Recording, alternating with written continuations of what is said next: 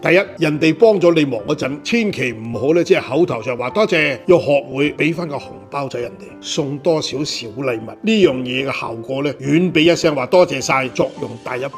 第二，出門在外要不卑不亢，敢於主動提出自己要求嘅人，反而更容易俾人家尊重。唔好乜都話隨便啦，你哋話點就點啊，因為好多人都係睇菜落碟嘅。第三，永遠唔好喺人哋做錯咗事情之後再事後補一刀，亦永遠都唔好做事後諸葛亮。我都話噶啦，叫你唔好咁噶啦，嗱，你又唔聽，講你容易咯，人家聽起嚟就覺得係風涼話啊嘛。第四，拒絕要趁早，拖延係一種慢性消耗。親戚揾你借錢，你唔想借又怕得罪佢，咪只有話哎呀過幾日先啦，好唔好啊？而家手頭緊，你以為拖延就能夠緩衝咩？結果對方日日催你，喂搞掂未啊？咁你就死啦，尤其親戚先係攞命，喂你啲錢幾時轉過嚟啊？最後你只能夠同當初一樣硬住頭皮拒絕，對方反而嬲咗你添。你早講啊嘛，早講咪好咯，我揾第二個啊嘛。好似我咁一開聲唔知唔得冇。第五，如果一個朋友開始話俾你聽佢做嗰個業務有幾咁揾錢，幾咁容易揾，咁佢就準備喺你身上開始揾錢。